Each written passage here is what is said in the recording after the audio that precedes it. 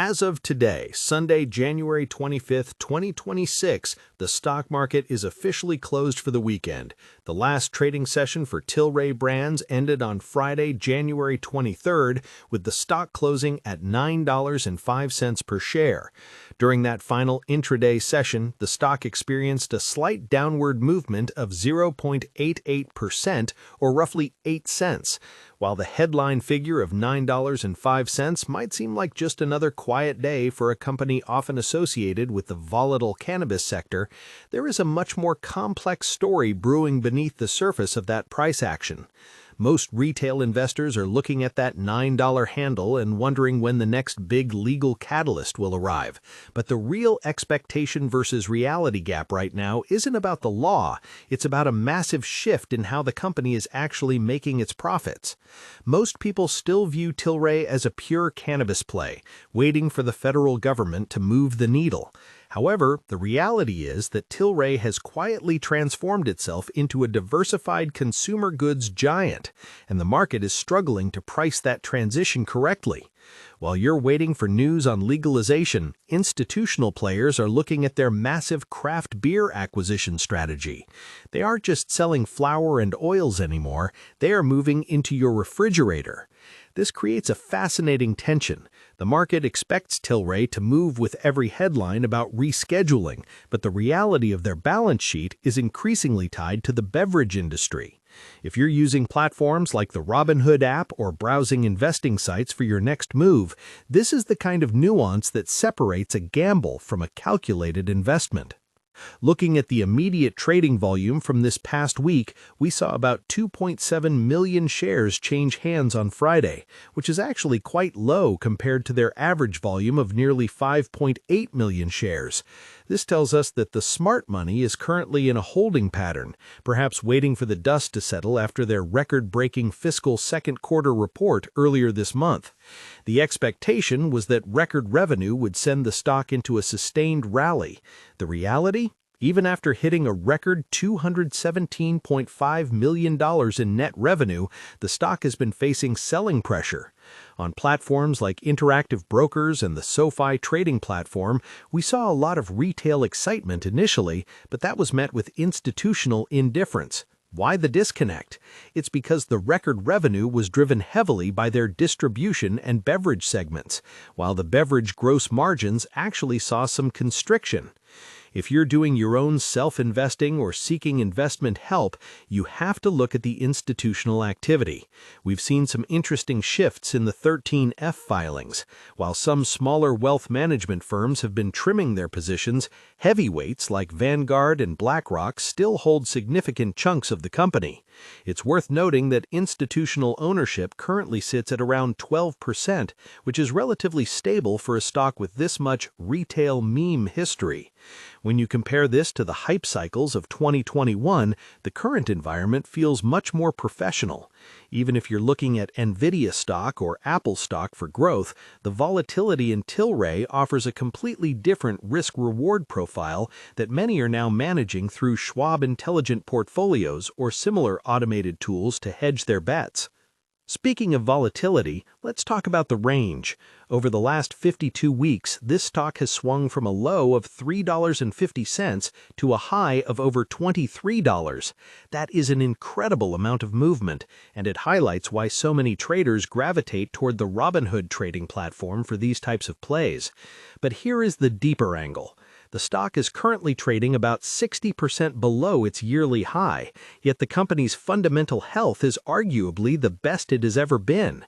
They've reduced their debt and actually have a net cash position of roughly $30 million. For a company in a sector known for burning through cash, that is a massive reality check for the bears who think Tilray is heading for a liquidity crisis. At this point, I want to hear from you. There's been a lot of talk about the potential for federal rescheduling in the U.S. and what that means for Canadian companies. Comment below with how many shares of Tilray you currently hold, and let me know, do you think the beverage business is a distraction or the ultimate safety net for this company? I'm curious to see if you're buying the dip or moving your capital into more traditional names through your Fidelity brokerage or individual brokerage accounts. Now, to understand the future of this stock, we have to look at what they actually do today, because it isn't what it was 3 years ago. Tilray operates through 4 main segments: cannabis, beverages, distribution, and wellness. The cannabis side accounts for about 31% of their revenue, while distribution makes up nearly 40%. This is the big aha moment for many. They own Tilray Pharma in Germany, which gives them a massive footprint in the European medical market. The beverage segment, which includes a huge lineup of craft beer brands, now accounts for about 23% of their business. They're essentially becoming a diversified CPG company that happens to have a world-class cannabis infrastructure. When you look at it through that lens, the valuation looks very different than it does if you just call it a weed stock. Recent earnings showed that international medical cannabis revenue grew by 36% year over year. That is a staggering number. While everyone is focused on the U.S. and the glacial pace of the DEA, Tilray is actually winning in Germany and other international markets.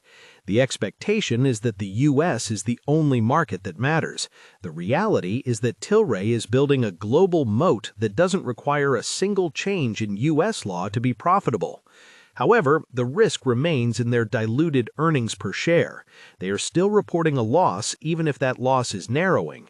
For those of you using SoFi Pective Investing or looking at Fidelity ETFs that track this space, the path to profitability is the phrase of the year. The macroeconomic pressure is also a factor. With interest rates being what they are, high-growth, non-profitable companies are often the first to get cut from a portfolio. We've seen this play out in the broader market, where money has flowed out of speculative stocks and into safer havens.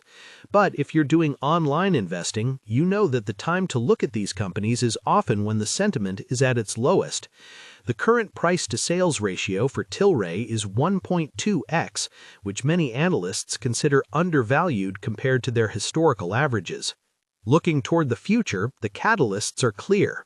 First, there is the potential for the U.S. to reclassify marijuana as a Schedule III drug. This would be a massive tailwind for sentiment, even if the direct financial impact for a Canadian company takes time to materialize. Second, there is the continued integration of their beverage brands.